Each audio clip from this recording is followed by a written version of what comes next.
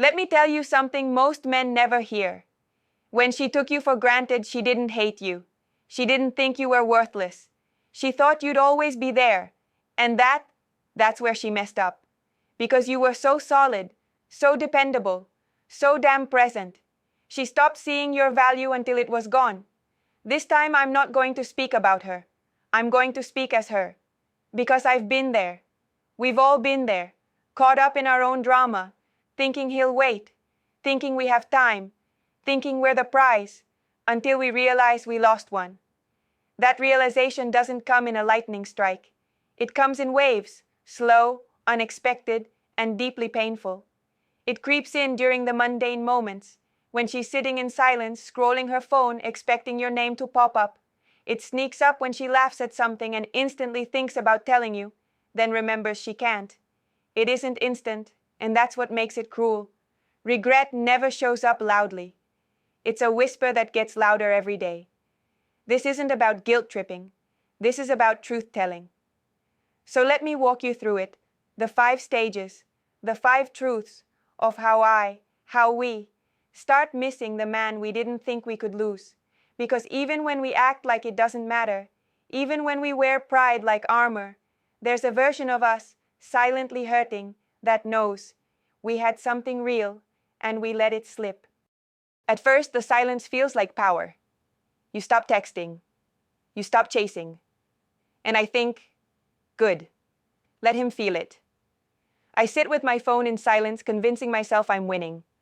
But the longer that silence stretches, the less powerful I feel. It's quiet.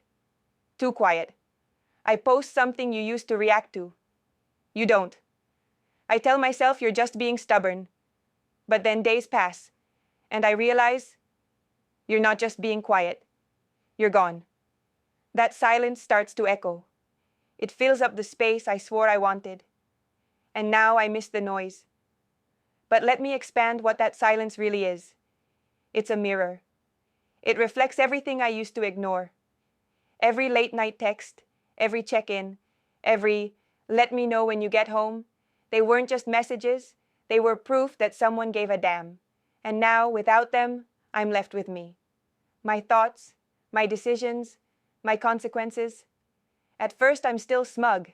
I refresh my feed. I analyze who watched my story. I wait for your name. It doesn't come.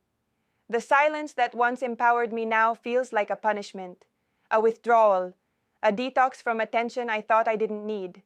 Turns out I did. But it wasn't attention. It was affection. It was presence. It was you. You used to fill the silence without even speaking. Just knowing you were there gave me peace. Now that peace is replaced by an itch, an ache, a question. Did I push away the one man who truly saw me? It's not the big memories, not the anniversaries, not the vacations. It's the little things. Your coffee mug is still in the cabinet. Your name's still in my phone. That damn song plays in the store, and I just freeze. Suddenly, I remember how you used to rub my back when I was stressed. How you always answered even when you were tired. How you saw through me, even when I didn't know how to ask for help. I didn't appreciate it then. I thought this is normal. It wasn't. You weren't. And now those little things, they're stabbing reminders of everything I didn't value enough. And it's always when I least expect it. I walk past a restaurant we used to order from. I hear a laugh that sounds like yours. I wake up from a dream and swear I smelled your cologne. Those tiny moments hit like punches, quick, unexpected, and deeply personal.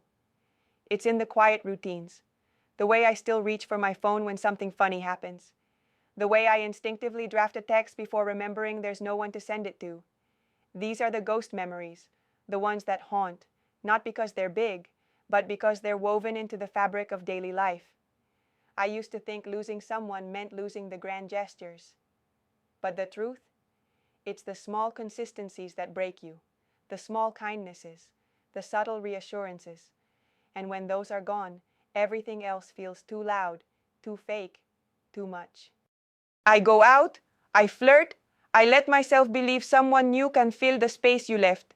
And they try. They really do. But none of them feel like you.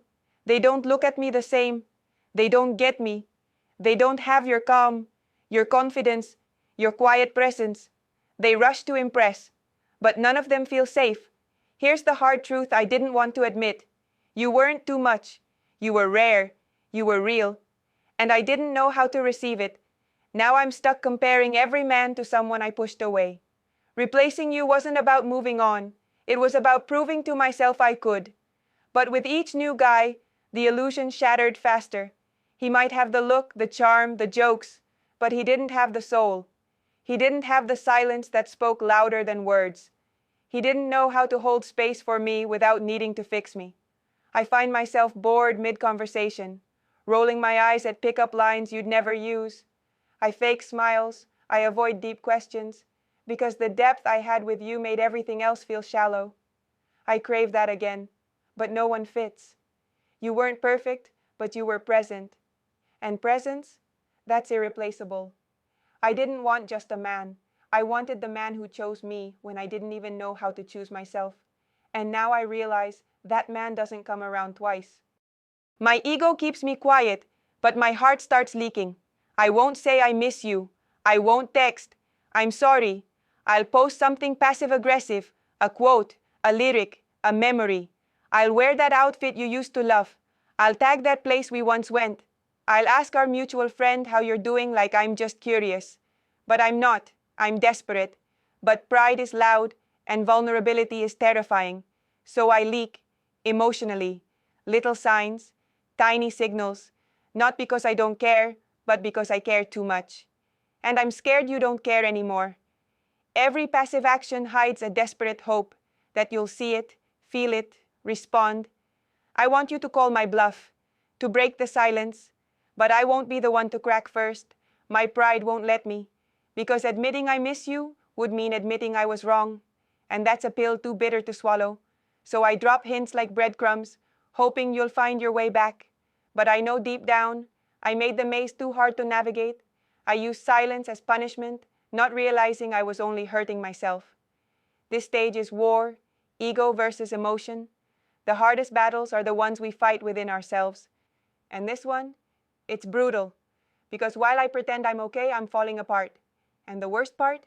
You don't even know. Or maybe you do, and you've just chosen not to care anymore. You're not waiting. This is the one that hurts. I check in again. Still no response. No likes. No signs. I scroll your profile and I see it. You look lighter, stronger, more peaceful, and not in that fake revenge body way, in that real, deep, healed kind of way. That's when it hits me. I lost you. And you didn't fight to stay lost. You accepted it. You moved. You grew. And I stayed in the same place. That's when missing you turns into grieving you. Because I finally understand. I didn't just lose a man. I lost the version of him that still wanted me. It's not just heartbreaking. It's humbling. It's the realization that time doesn't freeze when you walk away from someone who truly loved you.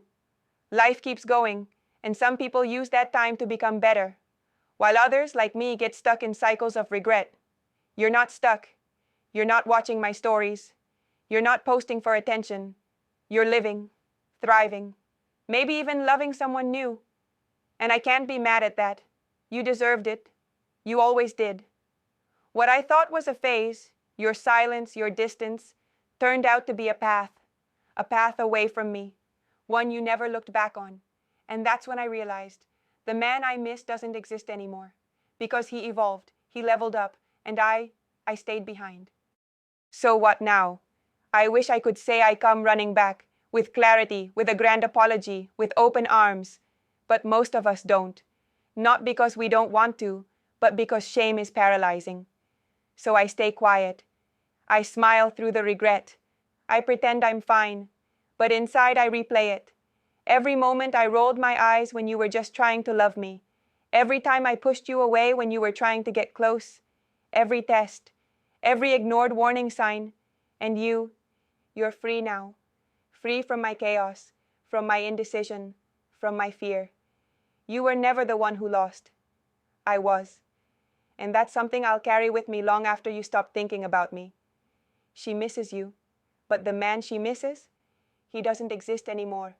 because you grew, you healed, you became someone stronger, someone smarter, the kind of man who won't be taken for granted ever again. If you like this video, please hit the like button and subscribe to our channel. I'll tell you what women won't. Subscribe and start winning the game.